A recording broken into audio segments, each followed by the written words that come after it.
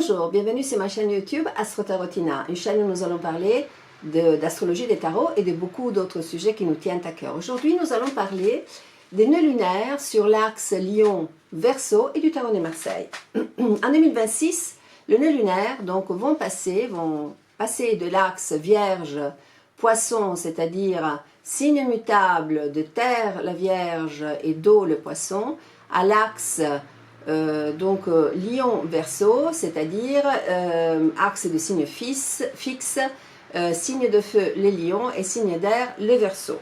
Et ça aura lieu entre, disons, vers la fin du mois de juillet, donc 2026, jusqu'à peu près vers la fin du mois de mars 2028.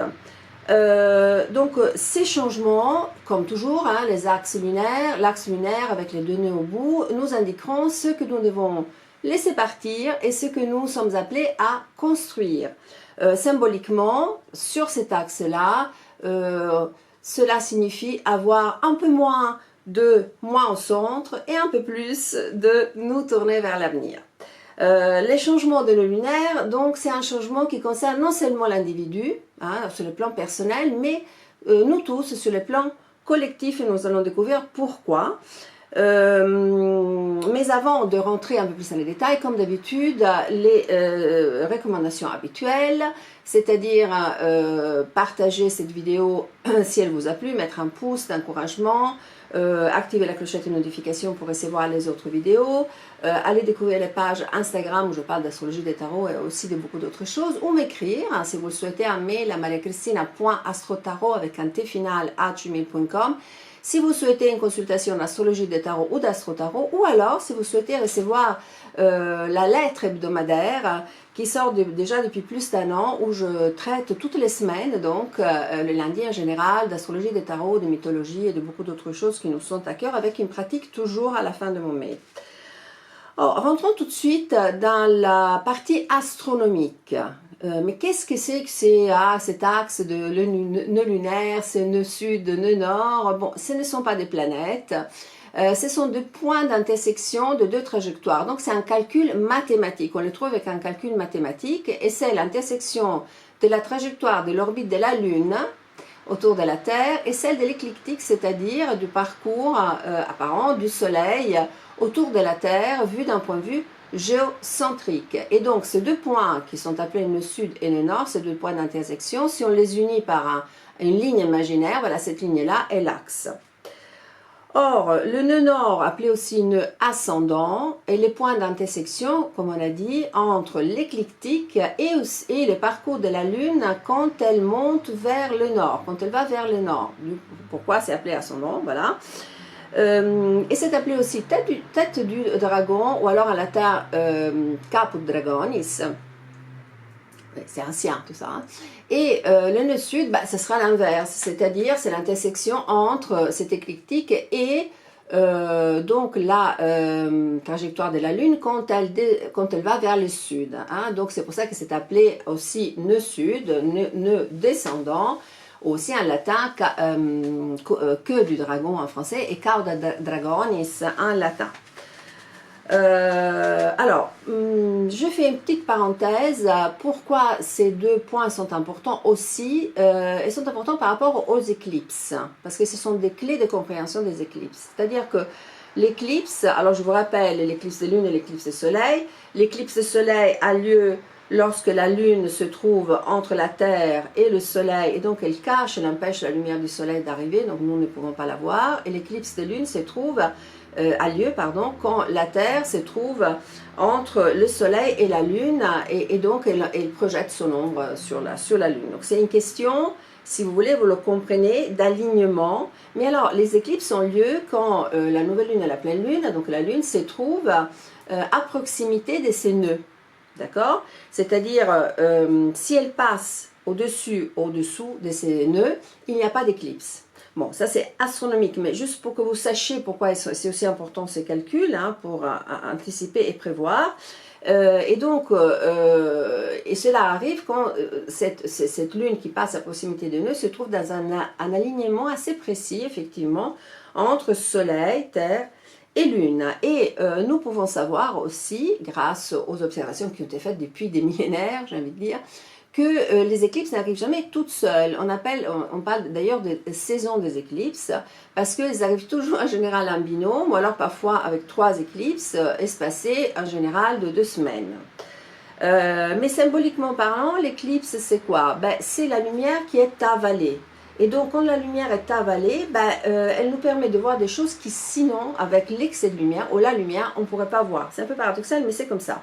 Alors la NASA nous dit qu'en 2026, nous allons voir 4 éclipses, 4 grandes éclipses. Au moment où nous tournons cette vidéo, il y a déjà eu celle du 17 février, qui est une éclipse solaire annulaire, dont j'ai parlé effectivement dans un mail.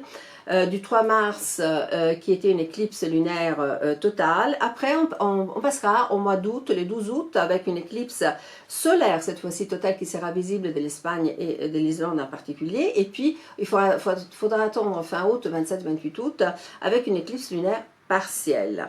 Alors symboliquement, le nœud ascendant, donc le nœud nord, appelons ça comme ça pour se comprendre. Alors je l'ai effectivement au niveau de la carte, voilà, c'est très joli d'ailleurs l'image, voilà, le nœud nord m'indique ma mission de vie. Ma mission de vie, c'est vers quoi je suis appelée à aller dans mon existence, donc d'un point de vue symbolique, et on le trouve sur les éphémérides.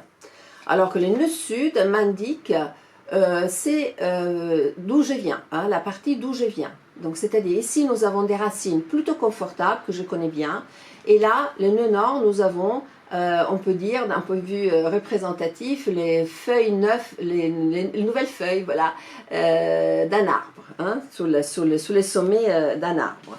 Donc le nœud sud, je vous montre la symbolique parce que c'est joli quand même, hein, représente notre zone de confort, notre refuge, autrement dit, ce qui vient tout seul, les habitudes acquises, les talents acquis, les réflexes, les automatismes, hein, tout ce qui est acquis, c'est-à-dire tout ce qui fait notre compétence. Mais effectivement, si nous ne faisons pas attention, cela peut aller vers le schéma, c'est-à-dire quelque chose de répétitif, une fermeture, un je sais tout s'il y a un excès de nœud sud, alors que le nœud nord, le voilà, c'est plutôt un défi, ce que nous devons développer, là où nous devons évoluer, c'est-à-dire quelque chose dans laquelle nous ne sommes pas très à l'aise, nous sommes encore un peu maladroits, mais si nous persévérons, cela devient notre liberté, parce que c'est un terrain d'apprentissage, c'est une direction d'évolution, d'épanouissement. Et donc, mais pareil, hein, s'il y a un excès de nœud sud qui n'est pas bien intégré, cela peut donner si vous voulez, je veux devenir quelqu'un d'autre, hein, donc c'est-à-dire une fuite, voilà, je cherchais le terme, une fuite, un idéalisme exacerbé. Donc, ce n'est ni bien ni mal le nœud sud et le nœud nord, encore une fois, en astrologie je le dis toujours, mais c'est la relation entre l'ancien et le nouveau, entre ce qui est acquis et ce qui est à acquérir, entre ce qui est mémorisé et ce qui est en revanche à incarner. Donc, comment faire? Ben, il s'agit de transformer nos ressources pour les faire devenir quelque chose d'autre, hein, et pour évoluer vers quelque chose que nous allons apprendre. Alors, ils se déplacent, ces nœuds, de façon rétrograde, comme s'ils marchaient en arrière, vous savez, comme un crabe, on a déjà parlé dans notre vidéo des planètes rétrogrades. Ils ont un cycle, c'est-à-dire qu'un nœud pour revenir dans les signes de départ, appelons ça comme ça, dans un thème natal par exemple, il lui faudra 18 ans et demi, et il se déplace et change de signe tous les 18 mois à peu près, environ. Et ces changements, ces passages dans un autre signe, donc ces transits, on peut appeler ça comme ça, impactent, comme j'ai déjà dit, la vie individuelle, mais aussi la vie collective, parce que ce sont des transits plutôt longs. Maintenant, vous comprenez pourquoi. Donc, elles remarquent, ils indiquent pardon, des moments d'évolution et d'ajustement. Les personnes, même collectivement parlant, et individuellement encore plus, si les nœuds transitent sur un point important du thème, c'est-à-dire le soleil, la lune ou l'ascendant, nous pouvons sentir que nous sommes appelés à développer quelque chose qui vraiment constitue notre mission de vie, c'est-à-dire c'est pourquoi nous sentons que nous sommes faits, et en même temps à nous libérer de quelque chose qui n'est plus d'actualité, et ça c'est représenté justement par le nœud sud. Or en 2025, les axes lunaires sont entrés entre janvier 2025 et donc ce sera juillet 2026 dans les signes donc voilà, de la Vierge pour les nœuds sud et du Poisson pour les nœuds nord, autrement dit sur un axe terre et eau. Vous voyez? Donc, cela nous a demandé, on peut dire peut-être, sans avoir peur de mots, une guérison, je dirais, spirituelle, une authenticité émotionnelle, mais aussi de nous confronter à des valeurs profondes comme la compassion et comme l'intuition. Sur le plan personnel, on a essayé, j'espère, si on a bien passé ces 18 mois, de trouver un équilibre entre ce qui est l'évolution spirituelle, vous pouvez mettre les termes que vous voulez derrière ça, et aussi les nécessités, les besoins, les exigences pratiques et même physiques. Devenir aussi d'un point de vue collectif, moins attaché aux données analytiques et au contrôle, je dirais, et plus dans la fluidité, dans la partie la façon intuitive de la vie. Toujours, vous voyez, l'axe Vierge et Poisson. Donc, d'un point de vue collectif, j'espère, si nous avons bien passé ces 18 mois et demi, cela a dû nous aider à nous poser des questions, à mieux interpréter les questions de la santé, les questions du bien-être, les questions de la spiritualité, mais moi j'y attache beaucoup d'importance de la responsabilité sociale. Donc, on a dit, entre fin juillet 2026 et mars 2028, cet axe se déplace, ces nœuds se déplacent sur l'axe, donc Lion, Lion-Verseau, c'est-à-dire du soleil personnel du Verseau à l'étoile collective, du soleil personnel du Lion, excusez-moi, à l'étoile collective du Verseau. Donc je rappelle, le nœud nord, le nœud sud, pardon, commençons par là, le nœud sud qui sert un lion nous indique ce qui nous est familier, ce qui est automatique pour nous, confortable, mais parfois nous avons des compétences qui peuvent devenir des schémas rigides, et le nœud nord qui va passer en Verseau, donc il nous indique ce qui demande un apprentissage pour acquérir notre liberté. Alors, rappelons rapidement, les lions représentent quoi? L'identité, le cœur, le courage, la créativité, la présence, l'énergie, si vous voulez, de « je suis », mais aussi l'énergie parfois de « regarde-moi ». Et le Verseau, c'est les visions, c'est le collectif, nous le savons, le réseau, l'innovation, le futur. C'est l'énergie de nous qui émerge, c'est-à-dire comment je peux améliorer les systèmes. Je suis une partie du système, comment je peux, à mon niveau, l'améliorer. Donc, cet axe nous demande de laisser partir une forme d'ego qui nous rigidifie, effectivement, pour grandir dans une contribution collective qui nous libère. Alors, revenons, l'axe nœud-sud à Lion. On peut dire qu'on va de l'or du cœur à l'ombre, parce qu'il y a toujours lumière et ombre, à l'ombre je dirais, de la dramatisation. Alors, le lion est un signe de feu, le voilà, je vous donne, voilà, est un signe de feu, on a dit fixe, donc c'est une chaleur stable.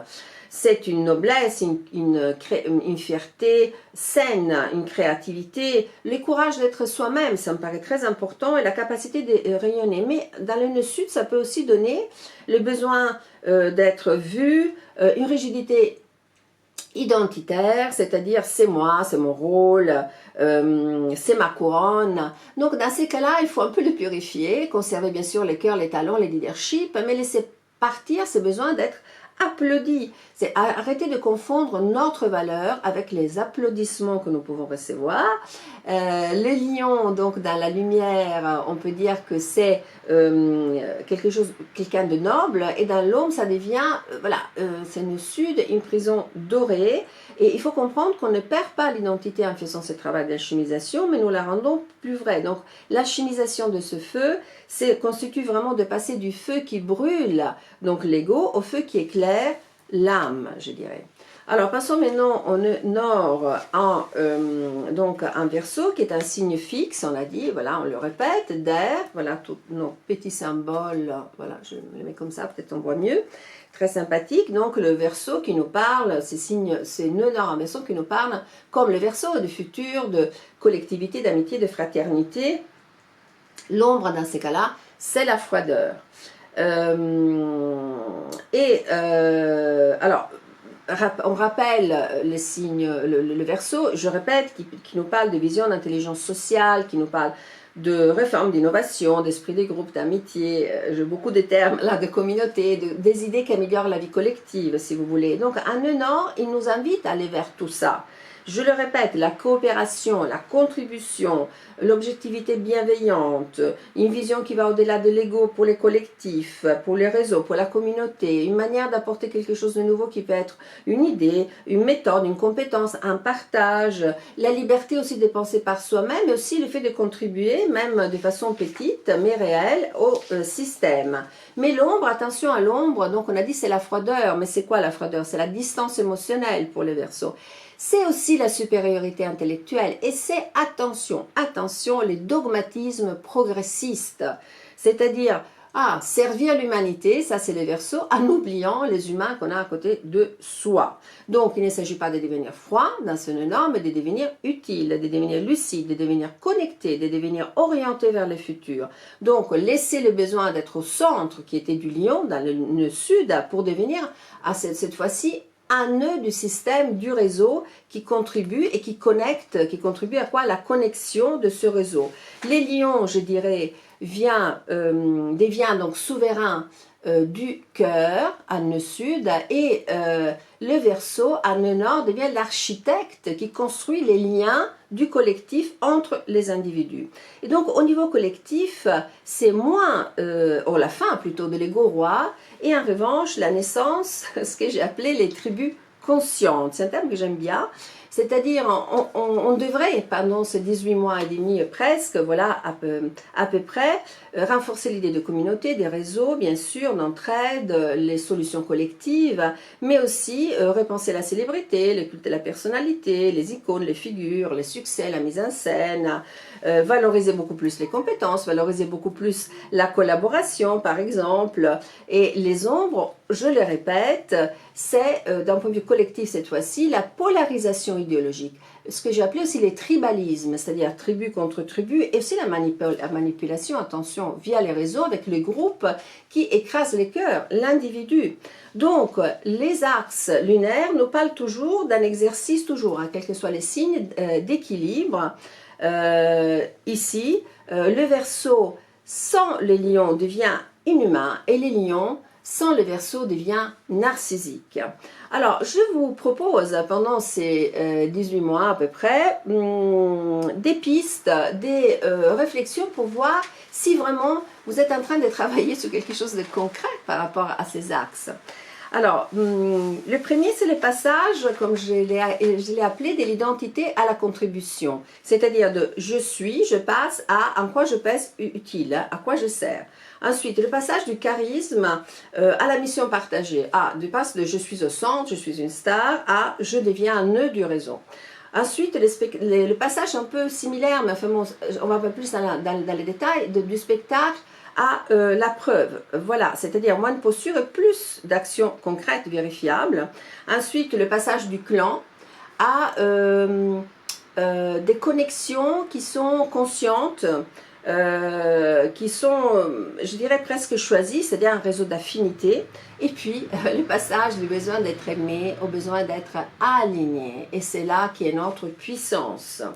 Alors, comme d'habitude, je suis allée chercher dans les tarots de Marseille, et dans les tarots de Marseille, pour le nœud sud, qui est lié au lion, donc, et le lion est gouverné par le soleil, bien sûr, on pense au soleil, c'est-à-dire à l'arcane 19, mais moi je pense surtout à la force, à l'arcane 11, pour illustrer ce nœud sud, un lion, c'est-à-dire dompter les lions sans les tuer, maîtriser l'instinct. La force n'est pas synonyme de brutalité, c'est l'art plutôt de tenir l'instinct avec une main calme, c'est le courage qui n'écrit pas, c'est comme je l'ai dit toujours, une main de fer dans un gant de velours. Et donc, nous possédons déjà ces feux, ces feux de nœud sud, un lion, et c'est quoi ce feu d'un signe fixe? C'est vraiment le charisme, c'est la volonté, c'est aussi la capacité de conduire. Donc, il s'agit de convertir ces feux, qui est un feu, parfois qui peut être un feu lié au besoin d'être vu, d'être aimé, d'être connu, d'être suivi, à un feu de présence. Voilà. Le feu nous dit, ces feux-là nous dit, ne combat pas les lions qui est en toi, apprivoise-le, fais-en un gardien et pas un tyran. Et pour le nœud nord, lié donc au Verseau, donc à Uranus, j'ai pensé à la 17, à l'étoile, qui m'indique quoi? De devenir canal plutôt que protagoniste. Donc c'est l'arcane, en tout cas parmi les différentes interprétations du guidage, de la foi lucide, de la bénédiction qui circule. Elle nous oriente vers un horizon plus vaste. Les Verseaux est un porteur d'eau, mais un porteur en réalité d'énergie cosmique. Et avec cette énergie cosmique, il irrigue, il relie. Donc, il fait circuler, hein, c'est vraiment ça, il fait circuler. Mais qu'est-ce qu'il fait circuler? Des idées utiles pour tout le monde, il fait circuler des connaissances, des outils, il fait circuler des soins. Donc, cette étoile nous dit en nord, donc on est nord, ne cherche pas la lumière sur toi, mais sois la lumière qui montre un chemin. Et comment? En étant simple, en étant vrai, en étant constant. Donc, il s'agit d'alchimiser entre le nœud sud, qui est le départ, et le nœud nord, qui est notre mission de vie, notre point d'arrivée, je dirais, entre la force du lion, maîtriser l'énergie personnelle, et l'étoile en Verseau, c'est-à-dire offrir sa propre énergie à quelque chose de plus grand que soi. Donc j'arrête de briller pour être aimé, je brille pour apporter ma lumière dans le monde. Et pour conclure, je te propose comme toujours une pratique en observant donc ces deux cartes que j'ai choisies, accompagné de 5 questions auxquelles tu peux répondre au cours des 18 mois, ou au début, à la fin de ces transits, ou au milieu. Vraiment, c'est selon ton intuition. Avec une simple phrase, tu peux répondre. Donc, mes pistes des recherches sont les suivantes. Est-ce que je cherche encore des applaudissements au lieu de la vérité? Quel rôle est-ce que je joue par peur de ne pas être reconnu? Quelles causes, communautés ou thèmes me font sentir vraiment plus vivant, plus vivante? Quel système autour de moi puis-je améliorer, même si modestement?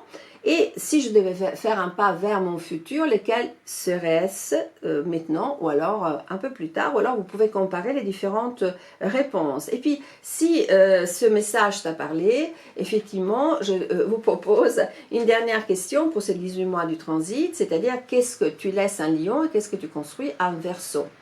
Et donc voilà, je vous laisse comme d'habitude avec les recommandations habituelles, c'est-à-dire mettre un pouce si la vidéo vous a plu, vous abonner si vous ne l'avez pas encore fait, partager cette vidéo si elle vous a vraiment intéressé, activer la clochette des notifications pour recevoir d'autres vidéos, allez voir les pages Instagram où je parle d'astrologie, des tarots, de beaucoup d'autres choses, m'envoyer un mail à mariacristina.astrotarot avec un T final à gmail.com si vous souhaitez une session de travail personnel, d'astrologie des tarots ou d'astrotarot, ou alors si vous souhaitez recevoir les mails hebdomadaires que j'envoie uniquement à les personnes qui le demandent, où je traite de façon plus approfondie les thèmes d'astrologie des tarots, des mythologies, de beaucoup d'autres choses, déjà depuis plus d'un an. Donc je suis à plus de 52 mails. Et pour terminer, comme d'habitude, gratitude, merci, merci, merci. Je vous remercie d'avoir regardé cette vidéo, de m'avoir accordé et donc avoir passé un peu de temps avec moi, parce que comme je l'ai dit toujours, les temps avec la santé, ce sont nos deux biens les plus précieux. Merci, merci, merci et à la prochaine. Au revoir.